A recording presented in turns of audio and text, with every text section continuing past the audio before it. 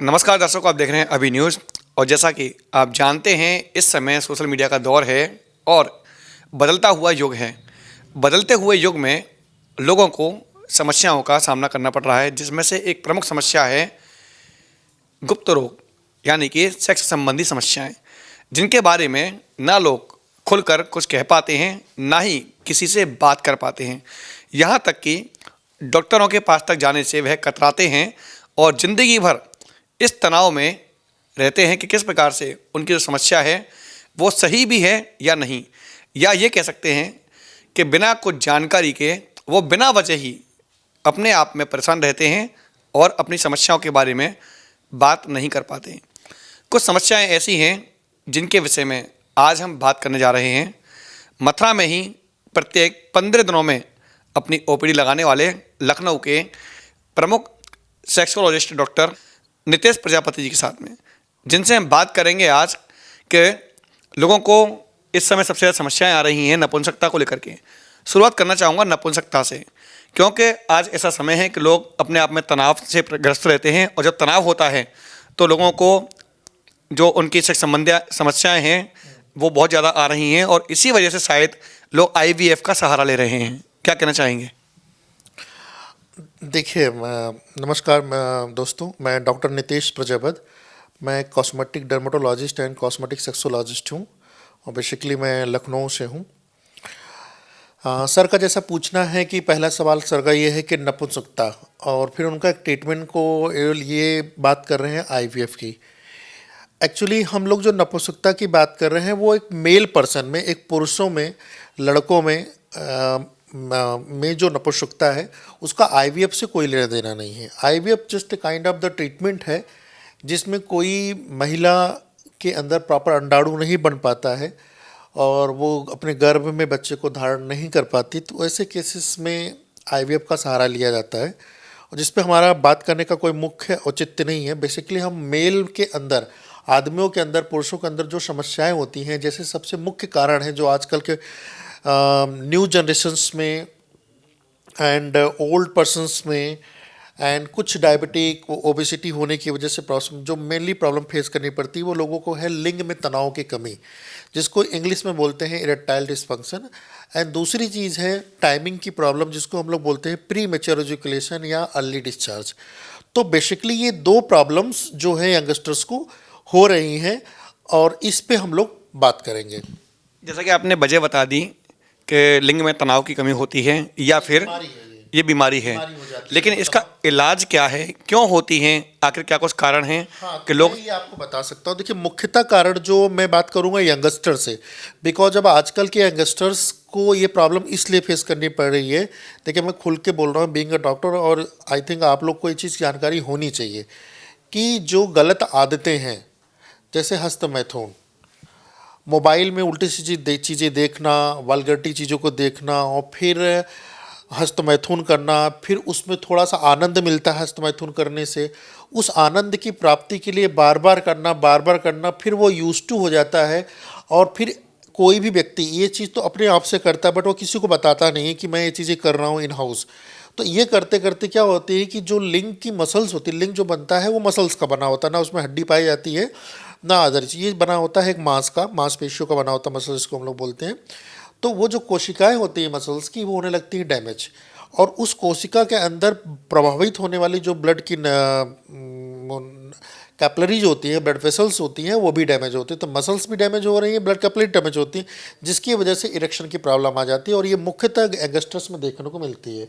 दूसरी चीज़ क्या है, जो आजकल नारकोटिक ड्रग्स लोग यूज कर रहे हैं, एल्कोहल बहुत ज़्यादा यूज कर रहे हैं, उससे खतरनाक स्मोकिंग यूज कर रहे हैं। मतलब एक तो पैशन बन गया है कि मुझे एल्कोहल ड्रिंक एंड स्मोकिंग करना है, और ये भी एक जब आदमी 2 साल 3 साल रेगुलर यूज करने लगता है तो इसमें भी देखने को बहुत ही केसेस मिले हैं कि इसमें भी इरेक्शन की प्रॉब्लम आने लगती है, स्पर्म की क्वालिटी ख़त्म हो जाती है, सीमेन की क्वांटिटी कम होने लगती है। मतलब सर का जैसा भी कहना था कि नपुंसकता का बेसिकली तो इरेक्शन तो की प्रॉब्लम तो है ही है, लेकिन आपके वीर्य में सीमन में वीर्य में स्पर्म या शुक्राणु की संख्या कम हो जाना या प्रेजेंट ही नहीं होना, ये होता है बेसिकली इम्पोटेंसी, इनफर्टिलिटी, नपुंसकता, जिसमें आप बच्चा ही नहीं पैदा कर पाओगे।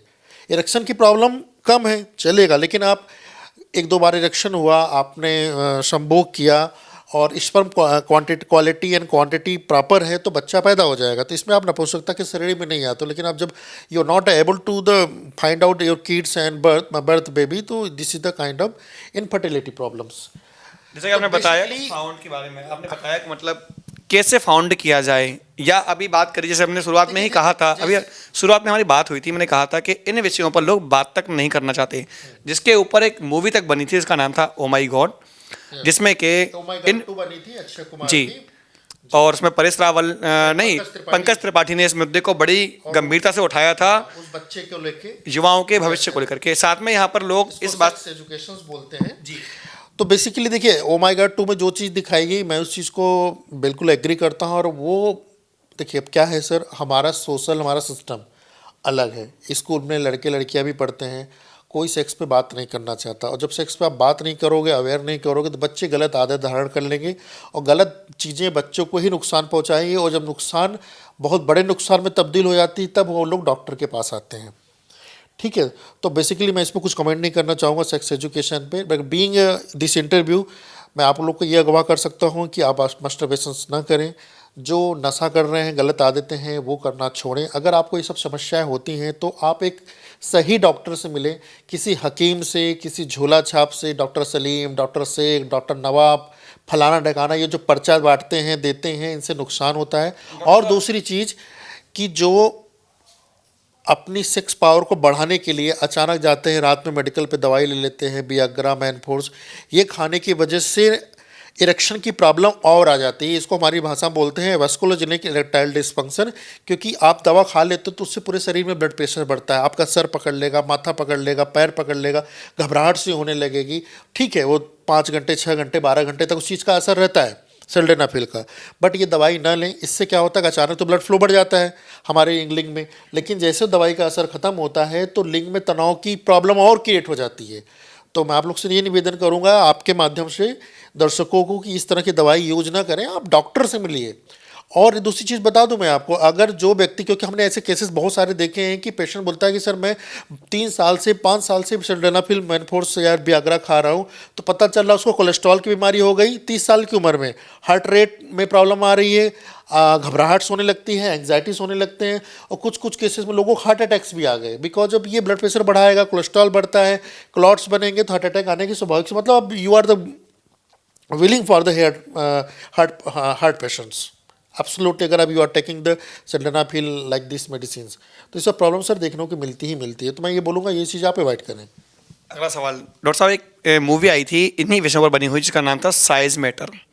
क्या साइज मैटर इसमें एक महत्वपूर्ण भूमिका निभाता है? जी देखिए, साइज मैटर भूमिका इसलिए निभाता, मैं आप थोड़ा सा मैं आपको बताता हूँ। जैसे जो हम अपने पार्टनर के साथ, महिला के साथ जब हम संभोग करते हैं, तो देखिए बेसिकली जो लिंग की साइज होती है वो मिनिमम ये मान के चलिए कि कम से कम 3 इंच होना चाहिए। 3 इंच से आपके पार्टनर को सेटिस्फेक्शन मिल जाएगा।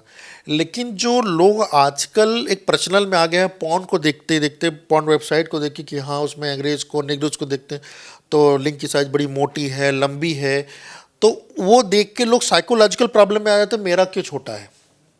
बट ऐसा नहीं है। अगर आपका लिंग का साइज़, मैं अगर आपको इसमें फिगर आउट करके बताऊं, अगर लिंग का साइज अगर आपका इतना भी इरेक्ट हो रहा है प्रॉपरली, तो you can satisfy your the partner.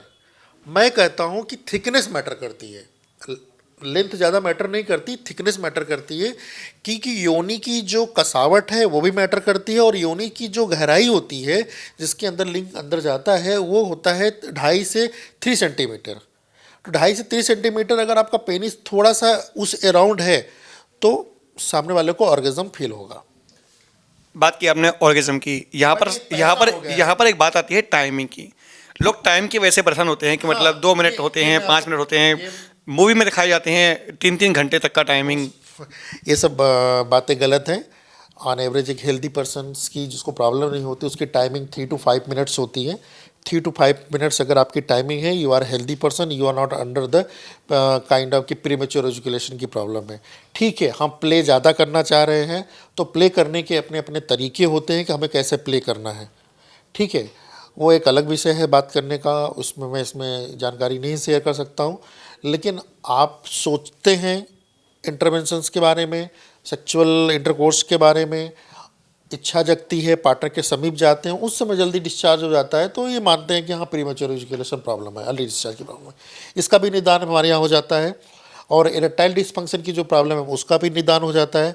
हम लोग प्रॉपर ट्रीटमेंट करते हैं और प्रॉपर इन्वेस्टिगेशंस करते हैं, आपकी प्रॉपर काउंसलिंग होगी। साइकोलॉजिकल प्रॉब्लम है, कोई गलत आदतें हैं, कोई हार्मोनल डिसबैलेंस है, कोई लीवर डिसफंक्शन है, कोलेस्ट्रॉल डिसफंक्शंस हैं, मल्टीपल चीज़ें हैं, ओबेसिटी है, डायबिटिक है, ठीक है। ये सब चीज़ें जो हैं हम लोग पूरा रूल आउट करते हैं, इन्वेस्टिगेशंस करते हैं और फिर हम उसको बाद ट्रीटमेंट डिसाइड करते हैं। और बेसिकली मैं आपको एक चीज़, बहुत अच्छी चीज़ बताऊं, जो मैं ट्रीटमेंट करता हूं वो करता हूं पी सॉट थेरेपी, ठीक है, बोकॉक्स थेरेपी। बोकॉक्स मीन्स बोटॉक्स होता है और एक लेजर होता है दैट इज एनर्जी डिवाइस, उसको बोलते हैं हम लोग शॉक वेब थेरेपी। ये पर्टिकुलर थेरेपी जो हम लोग फॉलो करते हैं over the only penis area link पे करते हैं। अब रही बात पी शॉट की, बताता हूँ मैं आपको। पी शॉट में क्या होता है कि हम आपके शरीर से ब्लड लेते हैं और ब्लड लेने के बाद क्या करते हैं, हम प्लाज्मा को सेपरेट करते हैं। फिर उस प्लाज्मा के अंदर पाया जाता है प्लेटलेट, फिर हम उस प्लाज्मा के अंदर से प्लेटलेट को भी सेपरेट करके उसको लिंक पे लगा देते हैं। अब रही बात, ये आपके ब्लड से बनाया जा रहा है, इसलिए इसका कोई साइड इफेक्ट नहीं है, एक नेचुरल और 100% इफेक्टिव रिजल्ट ओरिएंटेड ट्रीटमेंट है। बट इसमें आपको 4 to 6 सेटिंग्स लेनी पड़ती है 20-20 दिन के इंटरवल पे। और इसमें क्या होता है कि जो कोशिका डैमेज हो जाती है हस्तमैथुन की वजह से, ओबेसिटी की वजह से, एजिंग की वजह से, बुढ़ापे की वजह से, नारकोटिक ड्रग्स की वजह से, एक्सेट्रा एक्सेट्रा, तो इससे क्या होता है कि न्यू ब्लड कैपिलरी का फॉर्मेशन होता है, नेचुरली बता रहा हूँ मैं। और दूसरा, जो सेल्स डैमेज होती है वो रीजनरेट करके सेल्स न्यू डेवलप हो जाते हैं। तो इससे पेनिस की खोई हुई साइज भी वापस आ जाती है। मान लीजिए पेनिस पहले मान लीजिए कि बड़ा था यंग अवस्था में, पता चला 35-40 में वो थोड़ा छोटा हो गया, पतला हो गया, तो वो नॉर्मल अवस्था में भी रिस्टोर हो जाता है, वो लेंथ में भी और गर्थ में भी। तो ये एक नेचुरल ट्रीटमेंट है, इसमें घबराने की कोई ज़रूरत नहीं, इसमें कोई भी केमिकल ड्रग हम एक्स्ट्रा नहीं ऐड करते हैं और ये सबसे अच्छे रिजल्ट्स इससे मिलते हैं। डॉक्टर साहब, जैसे कि आपने रिजल्ट की बात की, तो जब भी हम बात करते हैं इलाज की, रिजल्ट की, तो लोगों के दिमाग में एक बात आती है कि यदि इलाज अच्छा होगा तो महंगा भी होगा।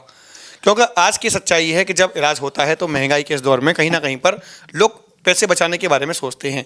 और शायद यही कारण है कि लोग एक अच्छे डॉक्टरों के पास में ना जा करके जो रास्ते में कहीं झोला छाप मिलते हैं, या कहा जाए कि जो ट्रेनों में जो पोस्टर लगे होते हैं जिनसे बात करके लोग अपनी संतुष्टि चाहते हैं, या बात की जाए स्टेशनों के आसपास सड़कों पर जो हकीमी दवाखाने होते हैं वहाँ चले जाते हैं।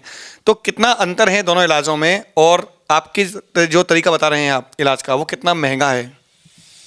सर देखिए, मैं महंगा तो नहीं बोल सकता हूँ, किसी भी इलाज का एक रियल कॉस्ट होता है, समझने की कोशिश करिए। आप किसी को, जो बात आप कर रहे हैं पर्ची, ये झोला छाप वालों के पास, तो जो झोला छाप के पास आप लोग जाएंगे तो उसका परिणाम भी झोला छाप जैसा ही होगा, क्योंकि उन दवाइयों के साइड इफ़ेक्ट होते हैं, ना उनके पास प्रॉपर डिग्री है, ना प्रॉपर डायग्नोसिस सिस्टम है। बस हाँ ये प्रॉब्लम है, ये पर्ची खा लेना ठीक हो जाएगा। उसके अंदर वो लोग, मैं आपको सच बताऊं तो उसके अंदर वो लोग सिंड्रेला फुल वियाग्रा की गोली को पीस के मिक्स करके देते हैं, और अब वो खाते खाते आप और बीमार हो जाते हैं, फिर आप कंप्लेन नहीं कर पाते हैं। लेकिन मेरा ये मानना है कि जब आपके शरीर में हार्मोन डिसबैलेंस है, एग्जाम्पल के तौर पे लिपिड प्रोफाइल बढ़ा हुआ है, लीवर की प्रॉब्लम है, आपके अंदर मोटापा है, आपने मस्ट, तो इन सब चीज़ों को जब तक आप रूल आउट नहीं करोगे तो कैसे रिजल्ट मिलेगा सर? आप मेरी बात को समझने की कोशिश करिए।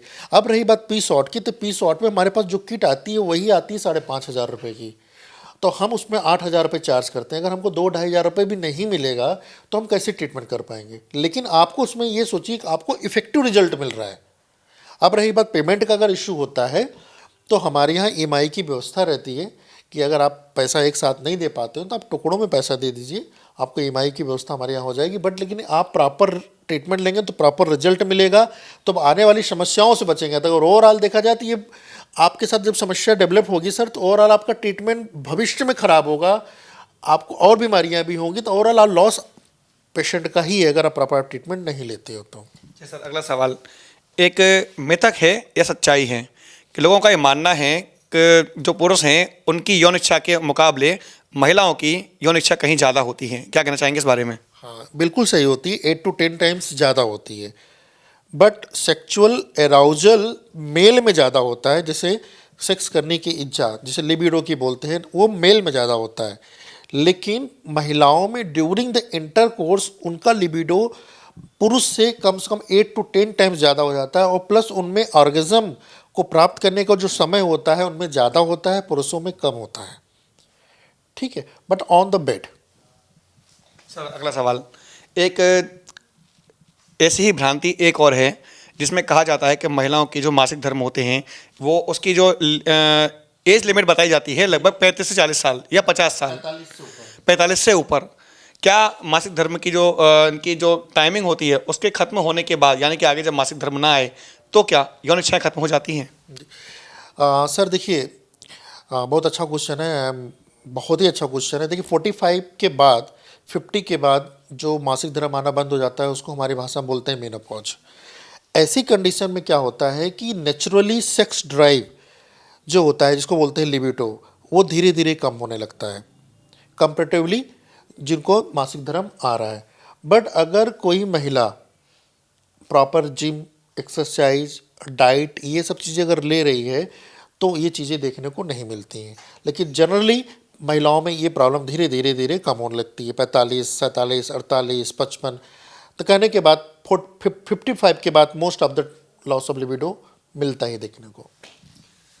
दर्शकों, आज हमने बात की एक ऐसे सेक्सोलॉजिस्ट डॉक्टर नितेश प्रजापति से जो कि लखनऊ से बिलोंग करते हैं और मथुरा में हर 15 दिन के बाद में बस स्टैंड के समीप ही हर महीने की 15 और 30 तारीख को मथुरा के MN डेंटोमैक्स हॉस्पिटल में अपनी सेवाएं देते हैं, यानी कि इनकी OPD लगती हैं।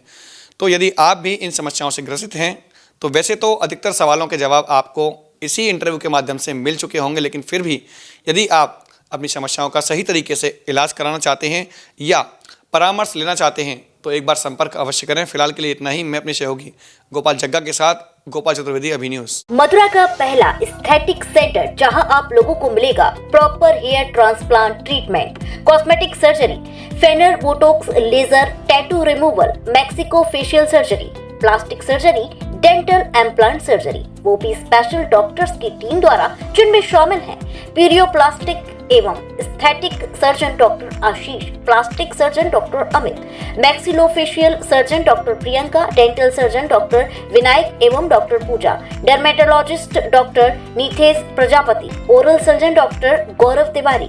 MN Dentomax, restore your natural beauty, near Pradeep medical, Maholi road, Mathura.